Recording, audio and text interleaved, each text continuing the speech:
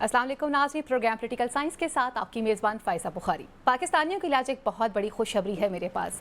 आप यकीनन बेरोज़गार नहीं रह सकते हैं, आपको रोज़गार मिल सकता है, लेकिन उसके लिए शर्त ये है या तो आपके पास एक बड़ी तगड़ी सिफारिश होनी चाहिए या फिर आपके ताल्लुकात कुछ इस किस्म के होने चाहिए कि आप किसी बड़ी शख्सियत के समधी हों।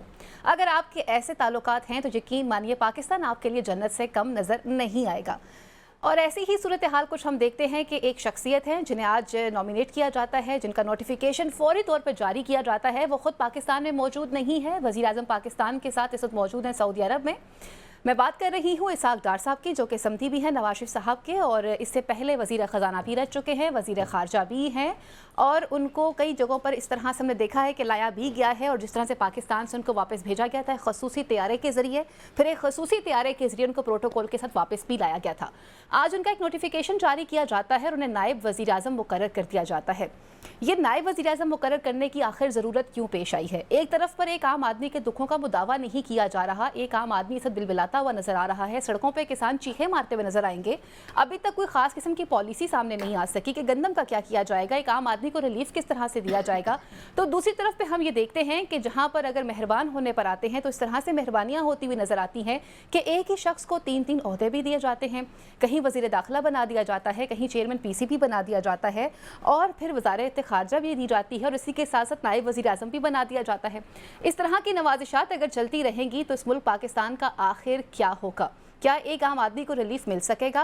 और सबसे बड़ा सवाल, इससे पहले एक इजलास बुलाया गया था नून लीग की जानिब से, जिसमें ये कहा गया था कि पार्टी की सदारत के हवाले से फैसला किया जाएगा, क्योंकि वज़ीर आज़म जो हैं वो खासे मसरूफ़ नज़र आ रहे हैं, वो पार्टी को टाइम नहीं दे सकते हैं। आज नायब वज़ीर आज़म बनाने की ज़रूरत आखिर क्यों पेश आई है और इसके पीछे के क्या मुहर्रिकात हो सकते हैं, ये तो हमारे एनालिस्ट बताएंगे। हमारे साथ मौजूद हैं आज़म चौधरी साहब, मोहम्मद निशाद अली साहब। अपने पैनल को खुशामदीद कहती हूँ। आज़म चौधरी साहब, एक कहावत है, वो कहते हैं ना कि जब अंधा बांटे रेवड़ियाँ तो अपनों को ही बांटे। आज हमने कुछ ऐसी ही सूरत हाल देखी है। मुझे बताइएगा और मेरे नाज़रीन को बताइएगा कि इस वक्त सऊदी अरब में मौजूद हैं वज़ीर आज़म पाकिस्तान और वज़ीर ख़ारजा। आखिर ऐसी क्या ज़रूरत पेश आ गई कि फ़ौरी तौर पर नोटिफिकेशन जारी कर दिया गया और ये चार्ज उनको दिया गया, जबकि वो दोनों पाकिस्तान में भी मौजूद नहीं हैं? क्या ख़बरें हैं? बिस्मिल्लाहिर्रहमानिर्रहीम। शुक्रिया फ़ायदा, अच्छी मिसाल दी है आपने, पंजाबी की मिसाल है, अन्ना बंडे रेवड़ियाँ तो मुड़ मुड़ अपने नो। ये शरीफ ख़ानदान को हमेशा जो है ना अपने ही नज़र आते हैं। पंजाब में वज़ीर आला बनाना था, वफाक में वज़ीर आज़म साहब शहबाज शरीफ साहब उन्होंने अपना बेटा बना दिया। पंजाब में वज़ीर आला बनाना था, वफाक में प्राइम मिनिस्टर मियां नवाज शरीफ साहब उन्होंने अपना भाई पहले बना दिया था। अब चचा वज़ीर आज़म है, भतीजी वज़ीर आला है, और समधी साहब जो है उनको नायब वज़ीर आज़म बना दिया गया है। अच्छा, ये कोई ऐसा कोई आइनी और कानूनी तौर पे मेरा नहीं ख्याल कि उनको कोई इख्तियारात में कोई बड़ा उनको फ़ायदा पहुंचेगा। ये सिर्फ यही है कि एक दिखावे के तौर पे उनको सुरखाब के पर लग जाएंगे कि नायब वज़ीर आज़म बन गए।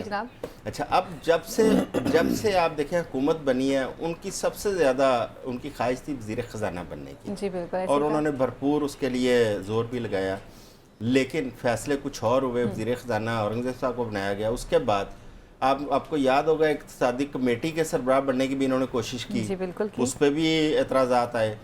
अब उनको जो नायब वज़ीर आज़म बनाया गया है, वैसे तो इसमें कई पहलू हो सकते हैं, लेकिन मेरा जो ज़ाती ख्याल है वो ये है कि शायद ये एक प्रोटोकॉल का मामला है।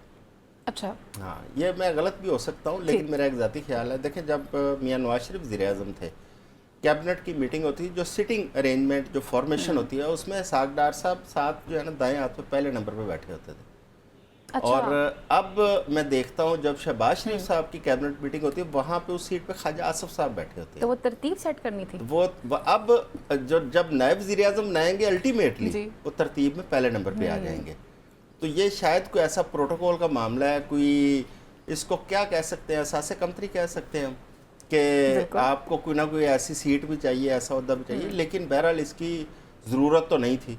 और अगर कोई ऐसी ज़रूरत पेश भी आ रही थी, जब इत्तेहादी हुकूमतें होती हैं उस वक्त ज़रूरत पेश आती है। माजी के अंदर एक वाक़या मुझे याद है, जब आसिफ अली ज़रदारी साहब वज़ीर आज़म सदर थे और यूसुफ रज़ा गिलानी साहब और बाद में परवेज़ अशरफ साहब बने वज़ीर आज़म, उस वक़्त इत्तेहादी इनके थे PMLN-Q वाले, चौधरी परवेज़ लाई साहब को उस वक्त बनाया गया था नायब वज़ीर आज़म। वो था एक इत्तेहाद की सूरत में उन लोगों को साथ जोड़ने के लिए, لیکن یہاں پہ تو سارا کچھ ہی آپ کے گھر میں آپ کے خاندان کے لوگ ہیں, یہاں پہ وہ ان کو نہ بھی عہدہ دیں تو وہ ہے تو شریف فیملی سے تعلق رکھتے ہیں, تو ان کی جو لوگوں کی نظر میں ان کی جو ویلیو ہے وہ تو وہی ہے کہ وہ شریف خاندان کے ایک فرد ہے.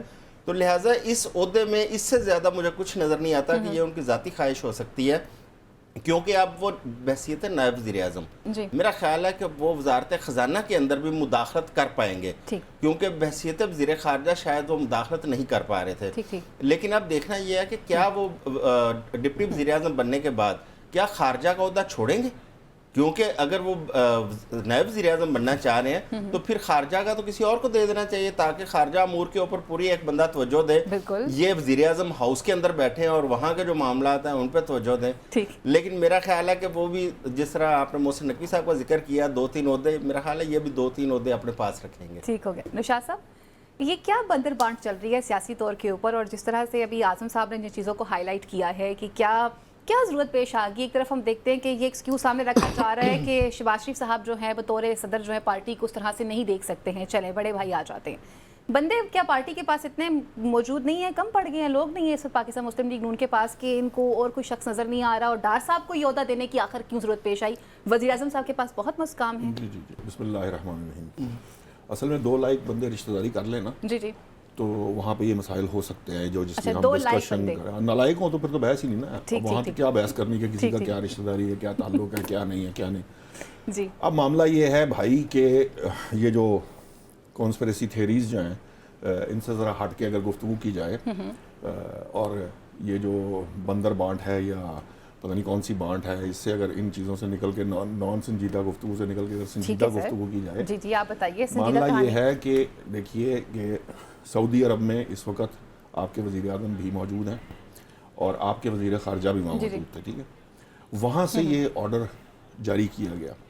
جب یہ خبر مجھ تک پہنچی تو میں نے اس کو پروب کرنا شروع کیا کہ میرے لیے یہ اس لیے انتہائی اہم تھا کہ اگر فرض کیجئے کہ یہ پاکستان میں آ کے کام ہو سکتا تھا تو یہاں پر بھی کیا جا سکتا تھا, بعد میں بھی کیا جا سکتا, چند دن ٹھہر کے. یقیناً اس کی کوئی ارجنسی رہی ہوگی.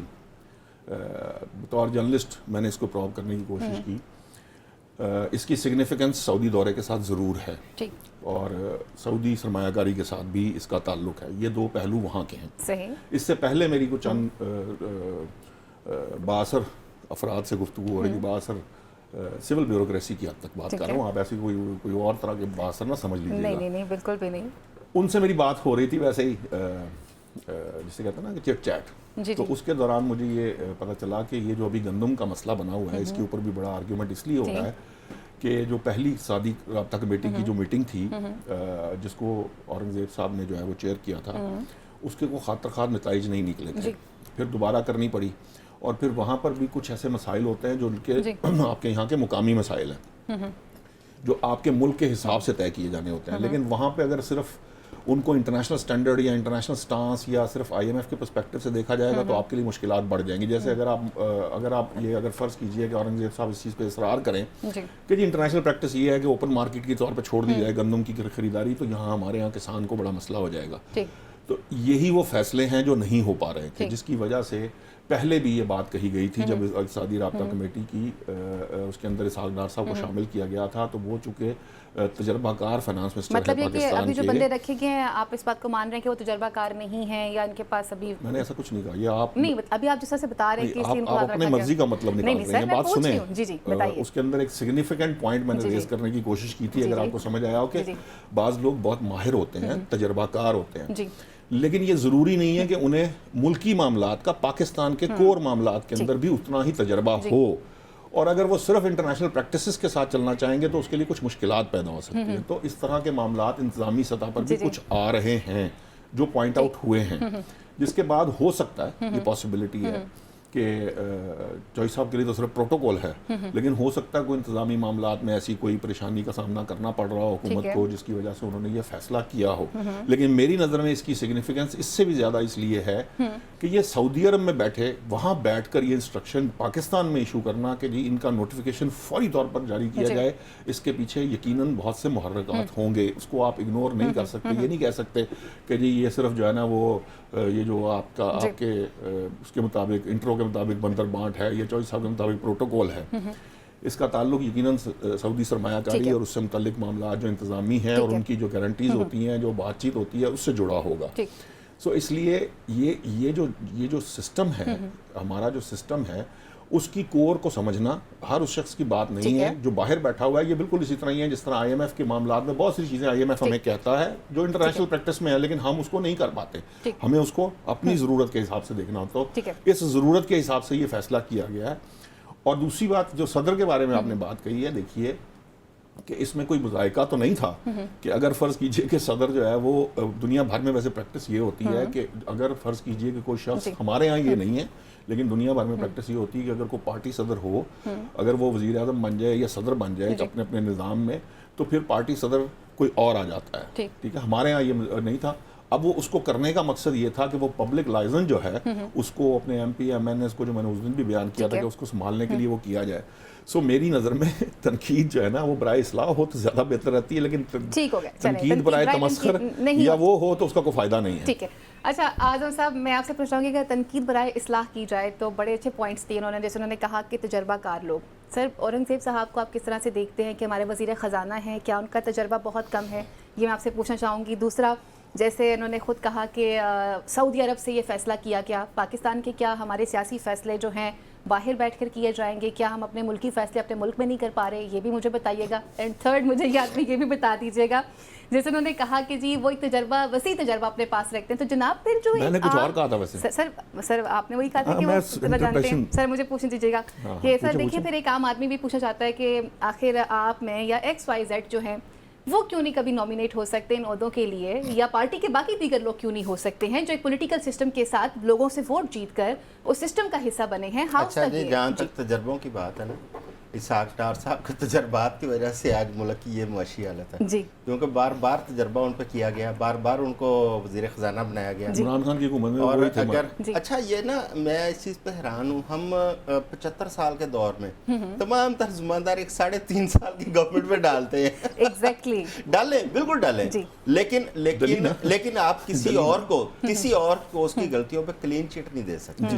جو ان کی غلطیاں بالکل ڈالے ضرور ہوں گی سر، غلطیاں تو سب نہیں کی ہیں، لیکن جو انہوں نے 75 سال، لیکن آپ جس طرح سے ڈالتے ہیں نا، 40 سال سے بالخصوص یہ دو پارٹیاں جو برسر اقتدار ہیں، ان کی جو غلطیاں، اور بالخصوص جو مسلم لیگ نواز، اس کی جو غلطیاں، آپ اس کو جو ہے نا کلین چٹ اس طرح نہیں دے سکتے.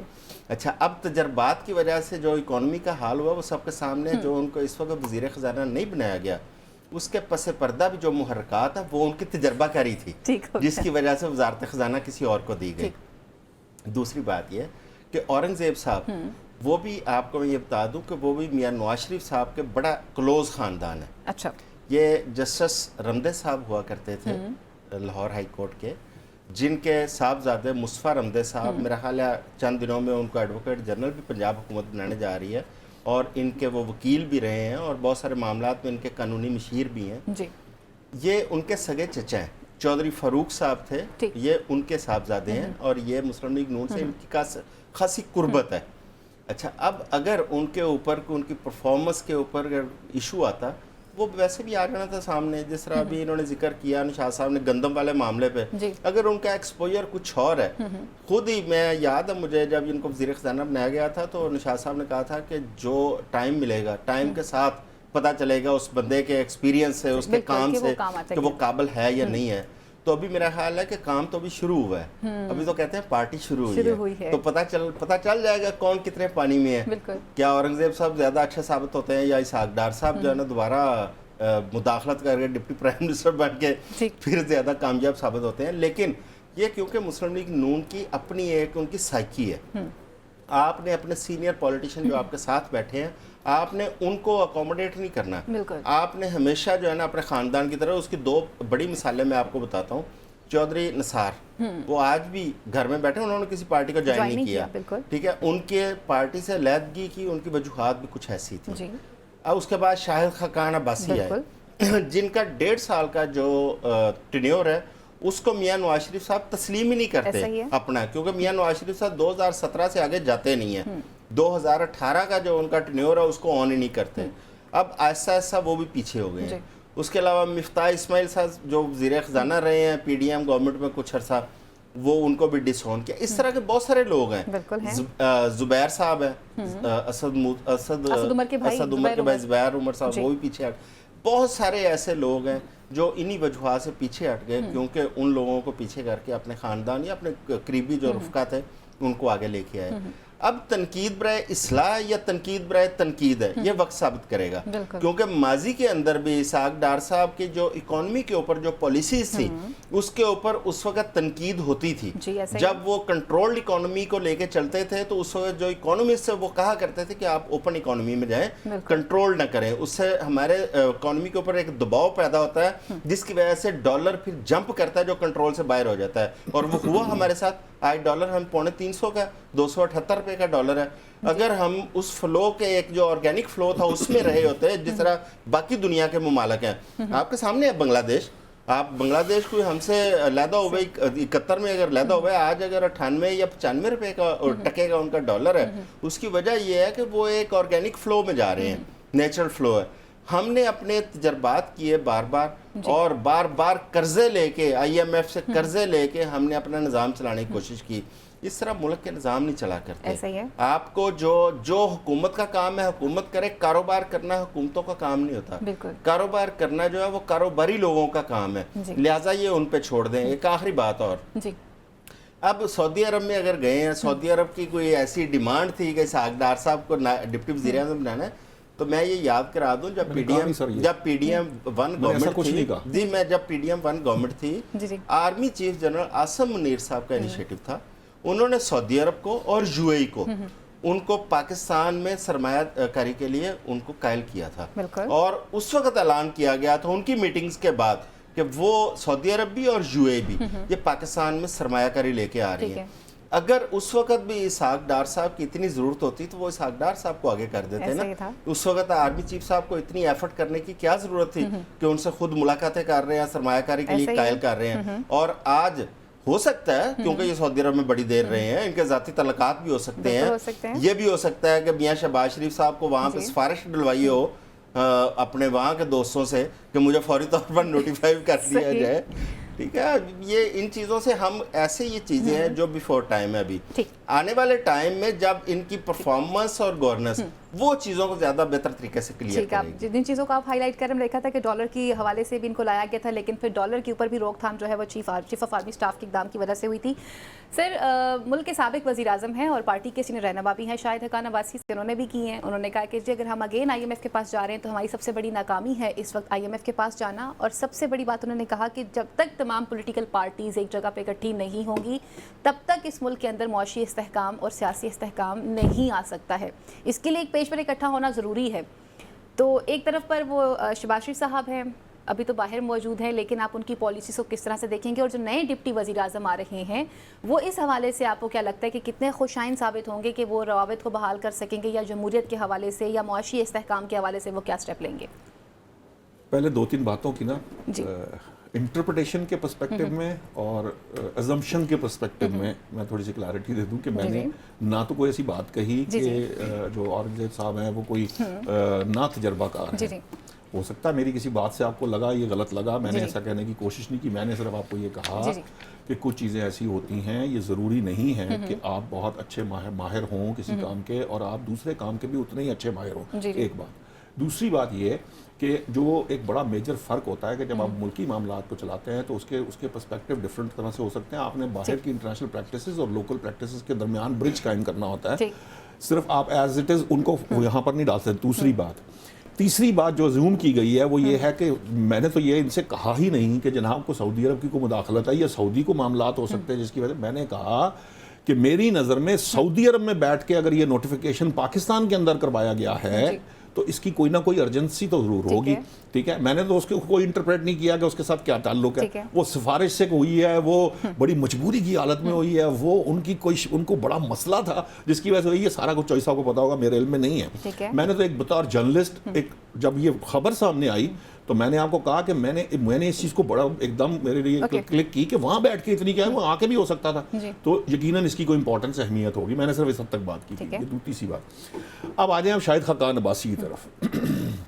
ایک اور بات بھی بتا دوں, سر چوئی نثار صاحب جو تھے نا وہ نون لیگ کے دور میں جو ہے نا داخلہ تھے. इसी तरह मिफ्ता इस्माइल साहब भी नून लीग की टीम के जो है ना वो क्या रहे हैं वजीर खजाना, शाहिद खाकान अब्बासी उनके वजीर आज़म रहे हैं, ज़ुबैर साहब उनके होते हुए गवर्नर रहे हैं मुस्लिम लीग नून के, किसी और जमात के नहीं थे।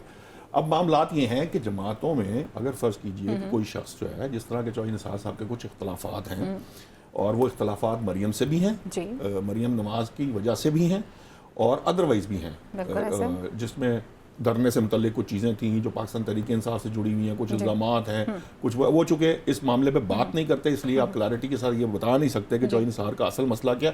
मेरी इतलात के मुताबिक जब शाहिद खाकान अब्बासी साहब को वज़ीर आज़म बनाया गया था तो मेरा ये ख्याल है उन्होंने इस नाराज़गी का इजहार किया था कि भाई वो ये समझते थे कि उन्हें प्राइम मिनिस्टर बनाया जाए जब मियां नवाज शरीफ प्राइम मिनिस्टर नहीं रहे थे, लेकिन शाहिद खाकान अब्बासी को बनाया गया था जो उन्हें शायद ज़्यादा पसंद नहीं आ रही। ये मेरी अजम्पशन है और मेरा ओपिनियन है या मेरी राय है, ये खबर नहीं है, ठीक है। एक बात, दूसरी बात ये है कि ये जितने वज़रा हैं ना ये सारे रिश्तेदार नहीं हैं। ये पंजाब की काबीना में भी अगर रिश्तेदारियां निकाल के कल जरा आप दोनों कैलकुलेट करके तो मुझे ज़रूर बता दीजिएगा, पर्सनली बता दीजिएगा, बेशक प्रोग्राम में बताइएगा, और विफाक में भी बता दीजिएगा कितनी रिश्तेदारियां। ठीक है, बात यह है जो चीज़ों को समझने की बात है, इंपॉर्टेंट बात यह है, मैंने आपसे जो अर्ज़ की थी कि डिप्टी वज़ीर आज़म के मामलात के ऊपर ये मेरा ये एक बंदे से बात हो रही थी सिविल ब्यूरोक्रेसी के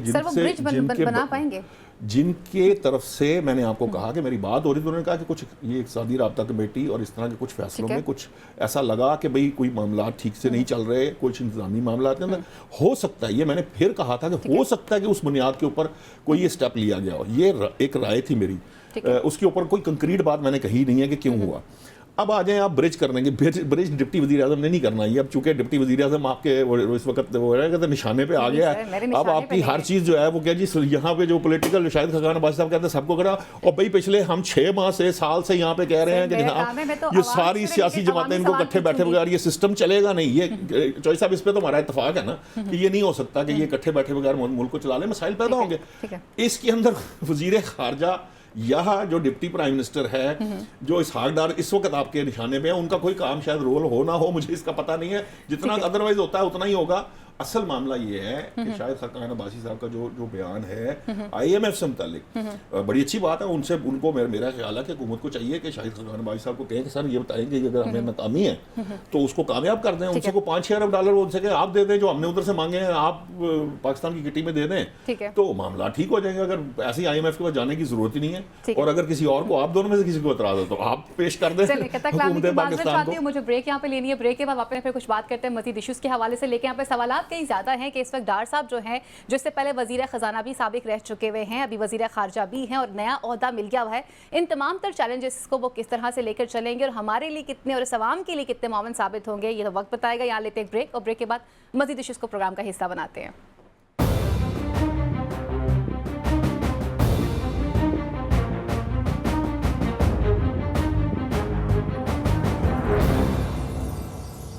जी वेलकम बैक नाज़रीन। अब कुछ बात करते हैं इस वक्त अदलिया के हवाले से। आजकल एक टॉप ट्रेंड बन चुका हुआ है कि अदलिया पर हर किसी ने तनकीद करनी है, लेकिन इससे पहले हमने ये देखा था कि माजी के अंदर अगर ऐसा कोई किया जाता था तो इस पर तौहीन अदालत लग जाया करती थी और इसके खिलाफ कार्रवाई होती थी, लेकिन कुछ नज़रियात भी तब्दील होते हैं, कुछ नरमी भी आती है। ये आजकल बड़ा ईजी हो चुका है कि आप अदलिया के बारे में कोई भी कॉमेंट कर सकते हैं, लेकिन अपने दायरे में रहकर। अगर बात की जाती है सोशल मीडिया के टॉप ट्रेंड्स के हवाले से, तो कल भी हमने प्रोग्राम में जिक्र किया था कि किस तरह से सीनियर जज हैं जस्टिस मंसूर अली शाह, उन्होंने कुछ चीज़ों को हाईलाइट किया था। उन्होंने ज़ीरो टॉलरेंस की भी बात की थी कि जहां पर बात आती है करप्शन के हवाले से या ना अहली के हवाले से, तो वहां पर ज़ीरो टॉलरेंस शो किया जाएगा किसी भी जज से रिलेटेड अगर ऐसी कोई बात होगी। मजीद उनका ये भी कहना था कि प्रैक्टिस एंड प्रोसीजर बिल को उन्होंने सराहा था। और आज हमने देखा कि उसी सोशल मीडिया ट्रेंड को फॉलो करते हुए आज एक सीनियर जज हैं जिनके खिलाफ बाकायदा जस्टिस बाबर सत्तार, उनके खिलाफ बाकायदा एक सोशल मीडिया पर आज एक मुहिम चलती हुई नजर आई जिसमें यह बताया जा रहा था वो किस तरह से अपने पास दोहरी शोहरियत रखते हैं। फिर इसको बाद में क्लियर भी किया गया है। एक तरफ पर ये मामला चल रहे हैं और दूसरी तरफ पर सोशल मीडिया को लेकर वजीर कानून जो है उनकी स्टेटमेंट भी सामने आ जाती है कि कुछ नई इस्लाहात जो है वो लाई जा रही हैं जिसके जरिए सोशल मीडिया सारिफीन को सख्ती का सामना भी करना पड़ सकता है, क्योंकि अगर आपका कंटेंट इस तरह का होगा तो आपके खिलाफ कार्रवाई भी की जाएगी। जजेस के अगर हवाले से बात की जाए तो एक जज जो है वो अगवा भी हो जाते हैं, उसको भी कल ये वाक़या देखने को नज़र आया था और कल भी हमने अपने प्रोग्राम में बात की थी कि अगर इस तरह का सिलसिला चलता रहेगा तो रिफॉर्म्स किस तरह से मुमकिन होगी। आज़म साहब, पहले कि हम इस पे बात करें, मैं चाहूँगी कि हमारा जो पहला टॉपिक था जिस पर हम बात कर रहे थे, मैं लास्ट एक मासूमाना सवाल पूछना चाहूँगी उससे रिलेटेड। शहबाज शरीफ साहब जब वज़ीर आला हुआ करते थे पंजाब के, तो उन्हें शहबाज स्पीड भी कहा जाता था कि जी ये शहबाज स्पीड भी हैं, और इसी के साथ साथ ये बताया जाता था कि ब्यूरोक्रेसी को किस तरह से अच्छे तरीके से लेकर साथ चलते हैं, काम कितने अच्छे तरीके से करना जानते हैं। बतौर वज़ीर आज़म आपके समझते हैं कि कहीं कुछ कमी रह जाती है, जो ये एक नया ओहदा जो है वो सामने आता है, एक नया मनसब जो है वो उनके अपने ही घर में बांटा जाता है? शहबाज शरीफ साहब इस हवाले से बड़े लकी रहे जी कि जब वो वज़ीर आला थे तो वज़ीर आज़म उनके भाई थे मियां नवाज शरीफ, और उसकी वजह से उन्हें बड़ी सपोर्ट ब्यूरोक्रेसी से इसलिए मिलती थी कि ब्यूरोक्रेसी ने अगर किसी वज़ीर आला के साथ काम करने से इनकारी भी होती थी तो वफाक क्योंकि उनके साथ था, तो इसलिए ब्यूरोक्रेट्स के पास ऑप्शन नहीं होती थी कि छोड़ के कहाँ जाए। उन्होंने वफाक के पास जाना, वफाक की मर्जी है वो उनको ट्रांसफ़र करे ना करे, इसलिए ब्यूरोक्रेसी जो है ना वो मजबूर थी उनके साथ काम करने के लिए। तो उन्होंने उनकी जो गवर्नेंस थी वो भी बेहतर थी, और उनको शहबाज स्पीड भी इसी वजह से कहा जाता है कि बड़ी तेज़ी से प्रोजेक्ट किया। लेकिन जब वो वज़ीर आज़म बने PDM-1 गवर्नमेंट पे, उस वक़्त उनकी तमाम जो पिछली कारकर्दगी थी, आप देखें कि उनकी वजारत उज़्मा का वो जो 1.5 साल है उसके वो हावी हो गया उनकी पिछली कारकर्दगी के ऊपर, क्योंकि वो जो बैड गवर्नेंस या बैड परफॉर्मेंस PDM के दौर में आई, उसने शहबाज शरीफ साहब का जो पिछला कैरियर था उसको भी नुकसान पहुंचाया। अब वो दोबारा वज़ीर आज़म है, अब तो खैर वो स्पीड की बजाय मुझे लगता है खरगोश की स्पीड से चल रहे हैं, सॉरी कछुए की स्पीड से चल रहे हैं, अब तो बहुत स्लो जा रहे हैं। और इसी वजह से उनके अब देखें ना जो मेन कोर इशूज़ है मुल्क के अंदर, सबसे बड़ा हमारा इशू है इस वक्त इकोनॉमी, बिल्कुल ठीक है, दूसरा हमारा बड़ा इशू है सियासी इस्तेहकाम, बिल्कुल। अब ये तमाम चीज़ें जो है ये फेडरल गवर्नमेंट के साथ मुंसलिक है। शहबाज शरीफ साहब के साथ लोगों की तवक्कुआत बढ़ जाती है। अब मेरा ख्याल है कि शहबाज शरीफ साहब ने जो इसहाक डार साहब को साथ डिप्टी प्राइम मिनिस्टर बनाया, तो अब थोड़ा सा उनके ऊपर एक स्ट्रेस वो दबाव कम होगा, क्योंकि इसहाक डार साहब हर जो मुफाहमती कमेटी मुस्लिम लीग नून बनाया करती है, जहाँ पे कोई किसी दूसरे के साथ मुफाहमत करनी हो, मुज़ाकरात करनी हो, डार साहब हमेशा उन कमेटियों का हिस्सा रहे हैं। तो लिहाजा मेरा ख्याल है कि शहबाज शरीफ साहब खुद भी मुफाहमत के बादशाह, जरदारी साहब के बाद, तो इसहाक डार साहब भी साथ उनको मिले हैं, तो अब शायद कोई मुफाहमत में आगे बढ़ेंगे दोनों मिलकर। अब आते हैं अभी करंट टॉपिक की तरफ। कल भी हमने बात की थी अदलिया के रिफॉर्म्स के हवाले से। जनाब, अदलिया के रिफॉर्म्स किस तरह से मुमकिन हो सकेंगी? हम कल बात कर रहे थे कि किस तरह से एक ट्रेंड चलाया जाता रहा है कि जहाँ पर फैसले अगर मनपसंद आ जाएं तो वो दूसरी तरफ पे काबिल कबूल होते थे, लेकिन उसके अपोजिट साइड पे काबिल कबूल नहीं होते थे, एक ट्रेंड बनता हुआ नजर आता था। आज कुछ ऐसा ही हमने देखा है कि जस्टिस बाबर सत्तार जो है उनके बारे में भी बाकायदा सोशल मीडिया पर एक ट्रेंड चल रहा है। आप इसे किस तरह से देखते हैं? फैज़ा, क्या बेहतर होता कि हम चंद दिन पहले जो हमने एक प्रोग्राम किया था, जब इन्होंने ख़त लिखा था जजेस ने, उस वक्त हमने डिस्कस किया था कि अब बहुत जल्द इन जजों के खिलाफ ट्रोलिंग शुरू होगी। बिल्कुल। और वो क्यों होगी, ज़ाहिर है वो आज शुरू भी हो गया, लोगों को समझ भी आ रही है वो ट्रोलिंग क्यों शुरू हुई है, क्योंकि उसी वक्त हमें अंदाज़ा था कि अब इनको कोशिश की जाएगी इनकी तस्दीक करने की, इनको सोशल मीडिया के ऊपर इन पे इल्ज़ामात आयद करने की। अब देखें, जब जस्टिस बाबर सत्तार साहब ये जज बनने से पहले जब ये लॉयर थे, उस वक्त ये एक टीवी पे एक शो किया करते थे। बिल्कुल, क्या करते थे? उस शो के अंदर बड़ी एक बैलेंस इनकी राय होती थी, कभी ना किसी एक को सपोर्ट करते थे ना दूसरे को। उस वक्त आज जो ट्रोलिंग कर रहे हैं ये सारे लोग इनकी बड़ी जय जयकार किया करते थे जी, कि ये बड़े बैलेंस आदमी है, बड़ी बैलेंस लेके चल रहे हैं। और ये ख़त लिखने से पहले भी जी, जब ख़त लिखा गया उससे पहले भी, जब ये high court Islamabad high court के बैसियत जज काम कर रहे थे, उस वक्त भी उन लोगों की यही राय थी कि बड़े बैलेंस जज हैं। इसी तरह जस्टिस अतर मीनल्ला साहब, उनके हवाले से भी एक यही राय थी। लेकिन आज सबसे ज़्यादा ट्रोलिंग जस्टिस बाबर सत्तार साहब और जस्टिस अतर मीनल्ला साहब के हवाले से हो रही है। आज कहा जा रहा है कि वो दोहरी शहरियत के हामिल हैं, जिसपे इस्लामाबाद हाई कोर्ट की एक क्लैरिफिकेशन भी आई है कि उनकी अपनी दोहरी शहरियत नहीं है, उनके बच्चों की है, क्योंकि वो अमेरिका के अंदर वहाँ पे प्रैक्टिस करते रहे हैं और उस वक्त उनके पास रेजिडेंसी थी वहाँ की, जिसे हम PR कार्ड भी कहते हैं, परमानेंट रेजिडेंसी। लेकिन जब वो पाकिस्तान शिफ्ट हुए हैं तो उनके बच्चों के पास है, इनके पास नहीं है। ये according to Islamabad high court. अब जो ट्रोलिंग करने वाले हैं, अब दूसरी जानब हमारे जो फाकी वज़ीर आज़म वज़ीर तारड़ साहब, वो कह रहे हैं कि हम सोशल मीडिया को कंट्रोल करने के लिए हम बड़े इकदाम कर रहे हैं। तो इसको टेस्ट केस ले लें। ये कौन लोग हैं जो जस्टिस के खिलाफ, जजेस के खिलाफ इस वक्त कंपेन कर रहा है? आप सोशल मीडिया को उसकी राह रास्त पर लाने के लिए, कंट्रोल करने के लिए इकदाम भी कर रहे हैं, तो पहला टेस्ट केस इसी को बना लें, इसी पे देख लें। जो ट्रोलिंग करने वाले हैं ویسے کہنے والے تو کہتے ہیں کہ ٹرولنگ والا کوئی لاہوری گروپ ہے, اب وہ پتہ نہیں کون ہے لاہوری گروپ. تو ٹیسٹ کیس بنائیں, ادارے آپ کے پاس ہیں, اختیار آپ کے پاس ہے, آپ ان لوگوں کو فوری طور پر جو ہے نا سامنے لے آئیں کہ کون ٹرولنگ کر رہا ہے, ان کے مقاصد کیا ہیں. اب دیکھیں ججز اگر ان کے حق میں کسی بھی پارٹی کے, آپ پی ٹی آئی کا دیکھ لیں, ان کے حق میں فیصلہ آ جائے تو وہ بڑا جناب جائزہ کار شروع ہو جاتی ہے. بالکل ایسا ہی ہے. خلاف فیصلہ آئے تو ٹرولنگ شروع ہو جاتی ہے. ایسا ہی ہوتا ہے. یہی کچھ ہو رہا ہے. اچھا یہ والا جو خط والا معاملہ ہے, یہ تو کسی کے خلاف بھی نہیں ہے, بالکل کسی پولیٹیکل پارٹی کے خلاف نہیں ہے. انہوں نے اپنے حق کی بات کی ہے کہ ان کے ساتھ جو بیت رہی ہے انہوں نے وہ نشاندہی کی ہے. لیکن جو ٹرولنگ کرنے والے ہیں اس میں بہت سارے لوگ, جو سیاسی لوگ بھی ہیں, صاحب نے انتہائی خوبصورتی کے ساتھ ایسے پتلی گلی سے نکل گئی ہیں. ٹھیک ہے, وہ پتلی گلی سے تو نکل گئے, لیکن جناب واقعی میں بات بہت سیریس ہے کہ ایک طرف پر ریفارمز بھی کرنی ہے, پھر معزز عدلیہ کا ایک وقار ہے اپنا. جناب آپ ایسا ممکن تو نہیں ہو سکتا, ماضی میں ہم نے دیکھا تھا جیسے میں نے بات کی کہ یہ تو بات ایزی ہی نہیں تھی کہ آپ کسی بھی جوڈیشل سسٹم کے اوپر کوئی بات کر سکے, پوائنٹ آؤٹ کر سکے, تو ہی عدالت لگ جاتی تھی. لیکن اب ایک بڑا ایزی ٹرینڈ بن چکا ہے نا کہ سوشل میڈیا پہ جائیں, کچھ کسی کے بارے میں بھی کچھ بھی کہہ دیجئے بنا سوچے سمجھے, پھر وہ ٹاپ ٹرینڈ کرتا ہوا نظر آتا ہے. کیا یہ ایگزامپل سیٹ ہو سکتی ہے؟ آج وزیر قانون کہہ رہے تھے کہ ہم نے اصلاحات کر لی ہیں اور کافی اسٹرکٹنیس اس میں آئے گی وہ سوشل میڈیا صارفین جو غلط کانٹینٹ لگاتے ہیں. تو کیا اسی طرح سے ایگزامپل سیٹ ہو سکتی ہے کہ ایک طرف پہ ججز ہیں, ریفارمز کرنا چاہتے ہیں, اپنے اعتراضات بھی وہ کر چکے ہوئے ہیں جوڈیشل کونسل کے سامنے, تو یہ ریفارمز ہو سکتی ہیں؟ دیکھیے پہلی بات تو یہ ہے, ہو سکتی والا تو معاملہ ہونا ہی نہیں چاہیے. جی یہ تو ریفارمز کرنی پڑیں گی, کیونکہ اس کی ریزن یہ ہے کہ یہ تو معاملہ اب ایسا ہی ہے کہ آج جو ہے وہ چوئی صاحب کے خلاف ہو رہی ہے, کل میرے خلاف ہو رہی ہے, ہم دونوں نے کوئی چپ کر گئے ہیں, ہماری آواز بند ہو گئی ہے تو فائدہ کے خلاف شروع ہو جائے گی. تو وہ تو یہ والا معاملہ ہے. بالکل. اس لیے میں یہ سمجھتا ہوں کہ اگرچہ سوشل میڈیا کا بائی ڈیفالٹ یہ معاملہ ہے کہ وہ آپ اس کو پابند نہیں کر سکتے, یا اس کو آپ اس کو جیسے کہتے ہیں نا کہ اس پر پابندیاں نہیں عائد کر سکتے. میں یہاں پہ صرف ایک چھوٹا سا لقمہ دوں گا, اس کی سب سے بڑی مثال ایکس ہے. ایکس بند کیا کتنی دیر ہو رہی ہے, اور تمام ہمارے حکومتی عہدیدار ایکس کے اوپر ٹویٹ بھی کر رہے ہیں. وہ بھی وی پی این کے ذریعے کر رہے ہیں. اب مسئلہ یہ ہے دیکھیے, لیکن سوشل میڈیا سے پوری دنیا کو مسائل کا سامنا ہے, یہ نہیں کہ صرف پاکستان کو ہے. پاکستان ذرا انفارچونیٹلی چونکہ ہمارے معاملات ہی ایسے ہیں, ہر چیز کے اندر ایکسٹریم تک چلے جاتے ہیں, تو یہاں پر بھی ہر شخص جو ہے نا وہ بات کرنا چاہتا ہے, اور پھر بات بھی وہ کرنا چاہتا ہے چاہے اس کی والی بے کا بھی نہ پتا, اور جس کو جتنا نہیں پتا ہوتا وہ اتنا بڑا اس میں پی ایچ ڈی اسکالر ہوتا ہے. تو ہم بات ایسے کرتے ہیں, ہمارا انداز اس طرح کا ہے. مسئلہ یہ ہے کہ یہ تو ہو نہیں سکتا کہ آپ سوشل میڈیا کے معاملات کو اسی طرح ہی چھوڑ دیں. ابھی فی الحال مسئلہ یہ ہے کہ جس قسم کی قانون سازی کی بات کی جائے تو قانون سازی مجھے لگتا ہے کہ ذرا بھی ان کے لیے مشکل معاملہ ہے. اتنی آسانی سے یہ قانون سازی نہیں کریں, کیونکہ ان کے باقی جو قوانین ہیں, مثال کے طور پہ حتیٰ عزت کا قانون ہے. آپ اگر فرض کر لیجئے کسی شخص نے میرے خلاف کو غلط بات کہی ہے تو میں شاید میرے بچے بھی اس کا انصاف نہیں لے سکیں.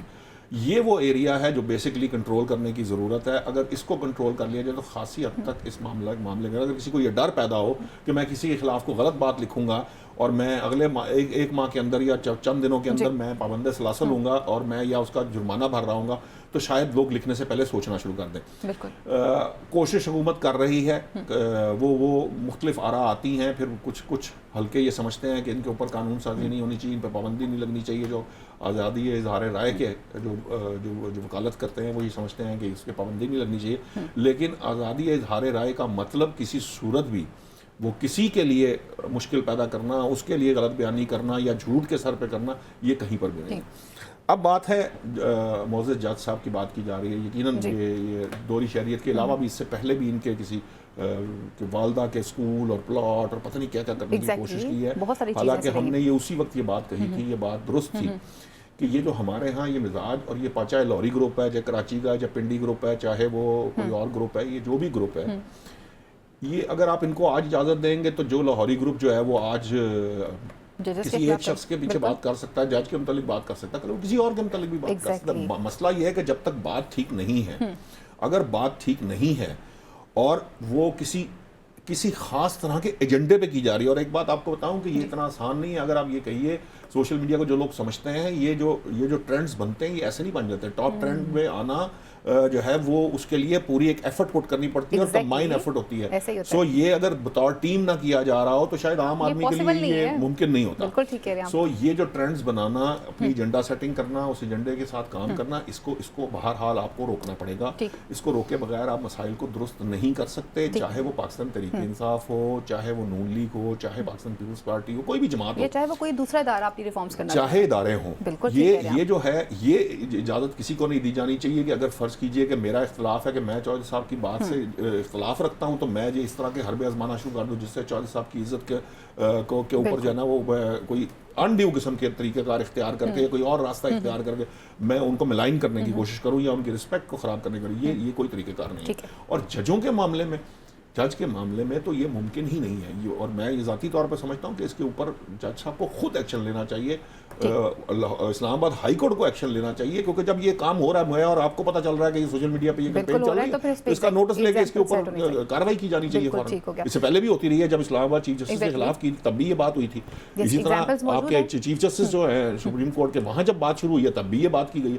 तो इसको अब कंट्रोल किया जाना जरूरी है। एक थोड़ा सा फर्क आ जाता है, देखें इसको कंट्रोल करना है अदारों ने। अगर हाई कोर्ट या सुप्रीम कोर्ट अदलिया इसके ऊपर कुछ 100 वोटर ले लेती है, कुछ स्टेप लेती है, अल्टीमेटली काम उन्होंने अदारों से कराना है, FIA से कराना है या दीगर अदारों से कराना है।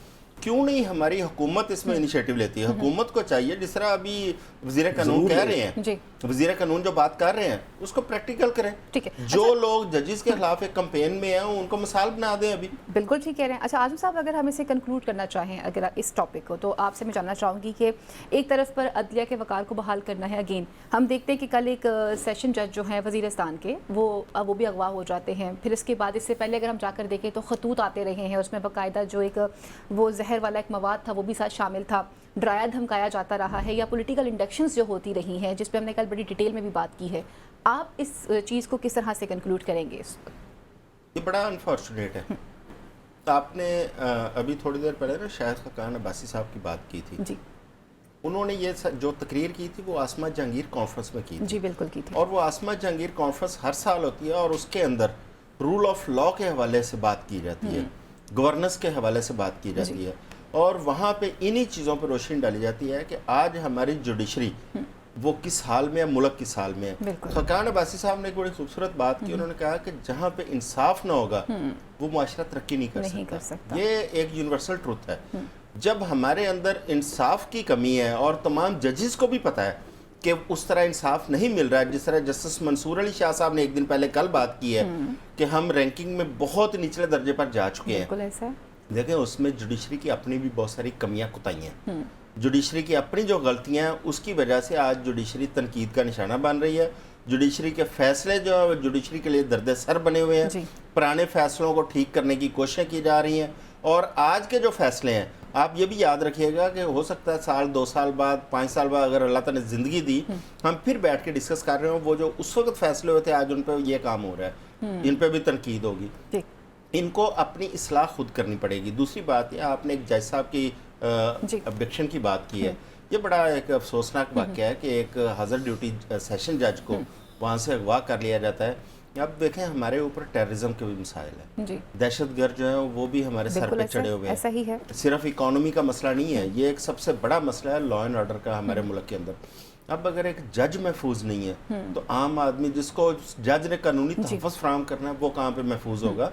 इसलिए स्टेट की मैं समझता हूँ बड़ी रिस्पॉन्सिबिलिटी है कि उस जज साहब का पता कराया जाए, और बाकी भी जो जजेस हैं, जिस तरह किसी को खाता आ गया, किसी को थ्रेट किया गया, ये स्टेट की जिम्मेदारी होती है कि उनको एक पीस ऑफ माइंड दिया जाए, उनको ऐसा एनवायरनमेंट दिया जाए वो फैसले करते हुए किसी खौफ का या किसी दबाव का शिकार ना हो। अगर हुकूमत इसको इंश्योर करे कि मेरा ख्याल है कि जुडिशरी की परफॉर्मेंस बेहतर हो सकती है और लोगों के जो जुडिशरी के हवाले से ग्रीवियंस है वो भी कम हो सकती है। ठीक है, अगर हम बात करें रिफॉर्म्स के हवाले से तो रिफॉर्म्स की बात तो की जा रही है, लेकिन चैलेंजेस बहुत ज़्यादा हैं इस वक्त। ये रिफॉर्म्स किस तरह से मुमकिन होंगे और ये आखिर प्रैक्टिकली चीज़ें होती हुई कब नजर आएंगी और इन चैलेंजेस से कैसे निपटा जाएगा? यहाँ लेते हैं एक ब्रेक और ब्रेक के बाद मजीद इश्यूज़ को प्रोग्राम का हिस्सा बनाते हैं।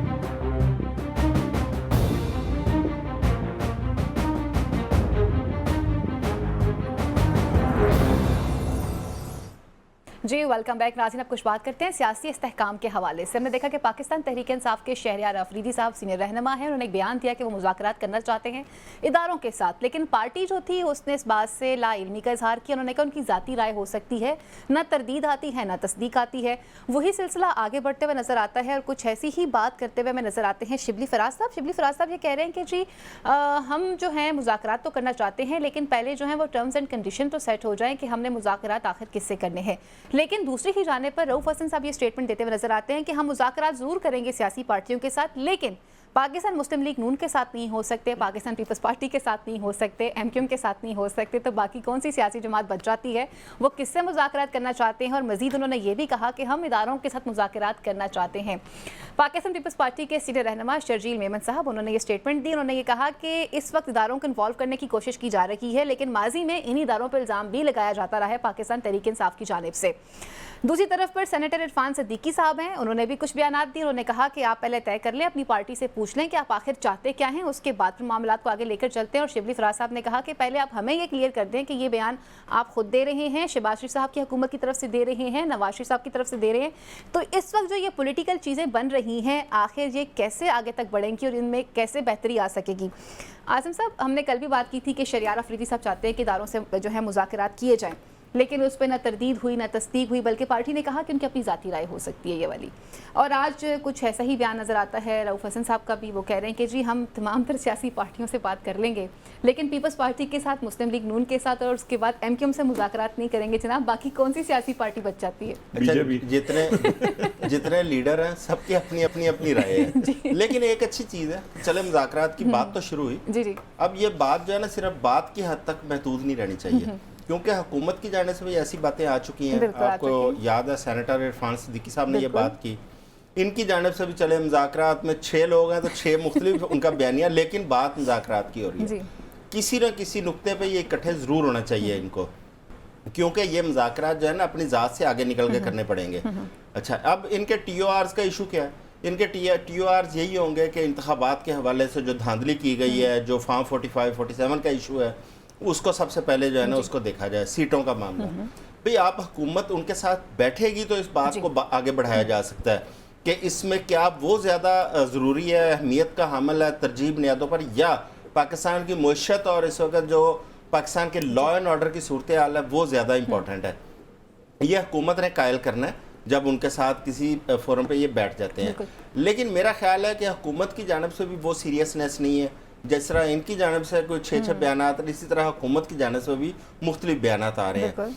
एक बात की थी आज से 2-3 दिन पहले एक प्रोग्राम में निशात साहब ने, यहाँ पे मुफाहमत के बादशाह जो है ना वो सदर पाकिस्तान है, आसिफ अली जरदारी साहब। अगर आसिफ अली जरदारी साहब कदम आगे बढ़ाते हैं तो मेरा ख्याल है कि ये वाला जो इशू है ये किसी ना किसी जगह पे समअप हो सकता है, मुज़ाकरात की जानिब ये बढ़ सकते हैं मिलके, क्योंकि इस वक्त सिर्फ मुस्लिम लीग नून की जानिब से मुज़ाकरात के इरफान सिद्दीकी साहब ने बात की है हुकूमत की जानिब से, लेकिन उन्होंने अपनी राय दी है, या प्राइम मिनिस्टर के कहने पे उन्होंने बात की है, या मियां नवाज शरीफ साहब के कहने पे बात की है, या जो मुत्तहिदा गवर्नमेंट है इस वक्त उसकी एक मुतफिका राय है जो उन्होंने बात की है, ये अभी तक क्लियर नहीं है। ठीक है, उसी किस्म की नॉन सीरियसनेस पोजीशन की तरफ से ये PTI की तरफ से आ रही है। लेकिन दूसरी जानब वो लोग जो इस वक्त एहतजाज का एक वो दे चुके हैं, ऐलान कर चुके हैं, मौलाना फजलुर रहमान आज उन्होंने दोबारा बात की है। उन्होंने कहा जी कि हम मई के अंदर 9 मई को उन्होंने पेशावर के अंदर एक सबसे बड़ा उन्होंने रख भी लिया है कि वो एहतजाज शुरू करने जा रहे हैं। वो कहते हैं कि 2018 के धांधली, उससे ज़्यादा 2024 की धांधली, हम ये धांधलियाँ अब नहीं चलने देंगे, ना धांधलियों वाली हुकूमतें चलने देंगे। उनको चाहे वो इक़्तिदार में हो ना हो, आप उनको रूल आउट नहीं कर सकते। ये इसी तरह है जिस तरह आपका किसान है, आप समझ रहे हैं कि किसान जो है ना वो कुछ नहीं, ना है वो बेचारा हड़ताल करता है, ना वो किसी एहतजाज में उस तरह जाता है, क्योंकि जो ट्रांसपोर्टर है पेट्रोल बढ़ेगा वो गाड़ियाँ बंद कर देगा, दुकानदार हैं दुकानें बंद करें। किसान जो है वो कभी फसल बोनी बंद नहीं करता, लेकिन जब किसान सड़कों पे आता है तो वो उस वक्त सारा निज़ाम भी बंद कर देता है। दूसरी बात यह है कि डरे उस वक्त से जब वो अपनी फसल काश्त करना छोड़ देगा एहतजाज के तौर पर। पूरी कौम के लिए भूख का मसला सबसे बड़ा मसला खड़ा हो जाएगा, क्योंकि इस वक्त उसके अपने बच्चे जो है ना वो भूख से बिलख रहे हैं। अगर किसान को आपने इस वक्त इन हुकूमतों ने अकोमोडेट ना किया, उसकी बात ना सुनी, और ये जो गंदम के अंदर लंबा चौड़ा जो एक स्कैम सामने आया, ये मार्च के अंदर जो गंदम आई है पाकिस्तान के अंदर और निगरान हुकूमतों ने उसका सौदा किया, ये इतना बड़ा इशू है। इसमें तो फौरी तौर पर वो जो लोग मुलव्वस थे जिन्होंने ये बहरान खड़ा किया उनको तो उल्टा लटका देना चाहिए, वो माफ़ी के काबिल नहीं है। उन्होंने इस मुल्क के साथ اور پوری قوم کے ساتھ یہ کھلواڑ کیا ہے. چند لوگوں نے اپنی بوٹی کی خاطر پورا بکرا ذبح کیا ہے, جس کی وجہ سے صرف کسان پریشان نہیں. اگلے سال میری بات یاد رکھیں, آج اگر آپ بمپر کراپ کی بات کر رہے ہیں نا, اگلے سال آپ فوڈ سیکیورٹی کا شکار ہوں گے, کیونکہ گندم کو کاشت کرنے کو تیار نہیں ہوگا, اور وہ ٹائم بڑا ہمارے لیے مشکل ثابت ہوگا جب ہم گندم کے دانے دانے کے لیے ترسا کریں گے. نوشاد صاحب, اسٹیبلشمنٹ اور تحریک انصاف ایک بڑی تلخ حقیقت ہے, دونوں ہی آمنے سامنے ہیں. اس وقت سوال یہ بنتا ہے کہ لوگ جاننا چاہتے ہیں کہ یہ جو مذاکرات کی بات کی جا رہی ہے دونوں جانب سے, ایک طرف پہ پاکستان مسلم لیگ نون کے عرفان صدیقی صاحب ہیں, وہ کہہ رہے ہیں مذاکرات کرنے کے لیے تیار ہیں, لیکن وہ کسی سیاسی پارٹی کے ساتھ نہیں کرنا چاہتے. انہوں نے بتا دیا ہے کہ وہ باقی سیاسی پارٹیوں کے ساتھ بیٹھ سکتے ہیں, لیکن ان کے ساتھ وہ نہیں بیٹھ سکتے. یہ اسٹیبلشمنٹ اور تحریک انصاف کی جو مذاکرات ہیں, آخر یہ کس ماحول میں اور کس طرح سے ممکن ہوں گے اور کس طرح سے ہوں گے؟ دیکھیے, یہ اسٹیبلشمنٹ اور میں تحریک انصاف سے زیادہ مجھے جو چوئی صاحب نے جو معاملہ اٹھایا نا وہ زیادہ اہم ہے, گندم والا. اس کی وجہ یہ ہے یہ کیسا بدقسمت ملک ہے. یہاں گندم زیادہ پیدا ہو جائے تو ہم مسئلے کا شکار ہو جاتے ہیں, نہ پیدا ہو تو ہم ذلیل ہو رہے ہوتے ہیں. ٹھیک ہے نا, بالکل ٹھیک ہے. 2009 میں بھی یہی کچھ ہو رہا تھا, 2011 میں بھی, 1953 میں بھی یہی کچھ ہو رہا تھا, 50 کی دہائی میں بھی, 70 سال گزر جانے کے بعد بھی ہم یہی کچھ کر رہے ہیں. ہاں, وہی معاملہ ہے. آج تک ہمیں کراپ مینجمنٹ نہیں آئی. ابھی یہ جو چینی کا مسئلہ ہے, ابھی چینی کی انہوں نے ایکسپورٹ کی اجازت مانگی کہ جی وافر چینی ہے, جس دن اجازت مانگی ہے اس کے 3 دنوں کے اندر چینی کا ریٹ بڑھنا شروع ہو گیا. گورنمنٹ نے کہا ہے کہ ہم نے وہ نہیں بیچنی, ایکسپورٹ نہیں کرنے دینی, اس کے باوجود چینی کا ریٹ کم نہیں ہوا. سو ہمارے یہاں پہلے, اچھا چینی کا پہلے کیا ہوا تھا کہ جب پہلے ایکسپورٹ کی اجازت دی گئی تھی, جیسے ہی چینی ایکسپورٹ ہوئی تھی اس کے کچھ دن بعد شارٹیج پیدا ہوئی, اور اگلے چند دنوں کے اندر چینی ڈبل سے بھی اوپر چلی گئی. 52 روپے والی چینی 120 130 تک چلے گی مختلف ملک کے مختلف حصوں میں. بات یہ ہے کہ ہمارے ہاں پتہ نہیں, میں تو سمجھ سے بالاتر ہے. دنیا کے اندر بلاک چین ٹیکنالوجی کے اوپر یا ادروائز وہ خربوں کی ٹرانزیکشن, ان کے فٹ پرنٹس اور ریکارڈ ریئل ٹائم کے اندر کیلکولیشن ہر چیز کر رہی ہے. بالکل کر رہے ہیں. ہم یہاں پہ یہ کوئی وہ کہتے ہیں کہ جی 2 کروڑ اتنے لاکھ 80 لاکھ اگر ٹن گندم ہو گئی ہے جی 90 لاکھ ہو گئی ہے تو ہمیں مصیبت پڑ گئی ہے. نہ ہمارے پاس گوڈاؤن ہے, نہ ہمارے پاس یہ ہے, نہ ہم ایکسپورٹ کا ہمیں پتہ ہے کہ اجازت کیسے دینی ہے, برآمد کی اجازت دینی ہے کہ نہیں دینی, ہمیں پتہ نہیں کس قسم کی پلاننگ ہے. اور اچھا ایک اور بڑا اس میں ایک اور بڑا امپورٹنٹ دیکھیں, آپ کو پتہ ہے کہ آپ کے پاس ایکسیسو گندم ہے. کے پی کے وزیر اعلیٰ کا بیان آیا جی کہ اگر پنجاب کے پاس زیادہ ہے تو ہمیں بیچ دے. بھئی آپ نے بین الصوبائی جو پابندیاں لگا رکھے ختم کریں ان کو. بالکل ختم کرنا چاہیے. آپ گندم بیچیں ان کو. ہاں نہیں, وہ پنجاب, وہ تو جانی تو پنجاب فوڈ کے وہ طریقے کار پروکیورمنٹ کا یہی ہوتا ہے کہ پنجاب کے لیے جائے گی, کسان کے لیے گودام خالی ہوگا, حکومت وہ جائے گی. لیکن وہ مانگ رہے ہیں ان کو, اب دیں ان کو, کہیں کہ یہ آپ اٹھائیں, اٹھا کے رکھیں, آپ جو بھی معاملہ ہے وہ اس کو طے کریں. وہ خیر اس کے اندر فائنینشیل ایشوز بھی ہیں, کچھ چیزیں ہیں جو وہ وفاق سے کرتے ہیں. ٹھیک ہے, وہ ایشوز اپنی جگہ پر, لیکن آپ نے بحران سے نکلنا ہے. ہینڈل کرنا, بات وہی ہے. یہ مس مینجمنٹ میری سمجھ سے بالاتر ہے کہ یہ کیوں ہو رہی ہے. اب آ جائیں پاکستان تحریک انصاف کے. دیکھیے یہ بڑی سمپل سی بات ہے, میں نے کل بھی عرض کی تھی. اگر ان کے ٹی او آرز کے مطابق آپ کریں گے مذاکرات تو 18 سیٹیں ہیں نون لیگ کی, تو نہ ہوئے گی حکومت تو نہ ہوں گے مذاکرات. ٹھیک ہے نا, وہ شروع وہاں سے ہوگا کام. دوسری بات یہ ہے جس اسٹیبلشمنٹ کو آپ پچھلے یہ جب سے الیکشن سے پہلے سے آپ کی جب سے آپ کی حکومت گئی طریقے عدم اعتماد کے بعد سے لے کے اب تک آپ اسٹیبلشمنٹ جس کو آپ کوستے چلے آ رہے ہیں, جس کے خلاف آپ 9 مئی کر رہے ہیں, جس کے ساتھ آپ باتیں کر رہے ہیں کہ یہ ہو گیا وہ ہو گیا, اس سے اب آپ مذاکرات کرنا چاہتے ہیں, تو ذرا اس سے بھی پوچھ لیں کیا وہ بھی کرنا چاہتے ہیں کہ نہیں کرنا چاہتے. تو یہ اس طرح نہیں ہوتا, یہ تالی دونوں ہاتھوں سے بجتی ہے. جی بالکل. پہلی بات یہ ہے کہ اسٹیبلشمنٹ اعلان یہ بات کر چکی ہے کہ وہ پولیٹیکل ہیں. جب وہ یہ بات کہہ چکے ہیں کہ ان کا پاس سیاست میں کوئی کردار نہیں ہے, تو میرا یہ خیال ہے کہ سیاست دانوں کو, اداروں کو اپنے معاملات میں گھسیٹنے سے پریز کرنا چاہیے. چاہے وہ ایکچولی آپ کو بتاؤں, وہ عدالتوں میں بھی معاملات نہیں لے جانے چاہیے. ہم نے دیکھا پچھلی کچھ عرصے کے اندر عدالتوں میں معاملات گئے, ان کے کیسے وہ آئے. اصولی طور پہ میں آج پھر وہی بات کرنے لگا ہوں کہ کل تو میں نے یہ بات نہیں کی تھی, اس سے پہلے گئی تھی آصف علی زرداری صاحب والی بات کہ وہ محمد کے بادشاہ وہی اس معاملے کو ہینڈل کر سکتے ہیں.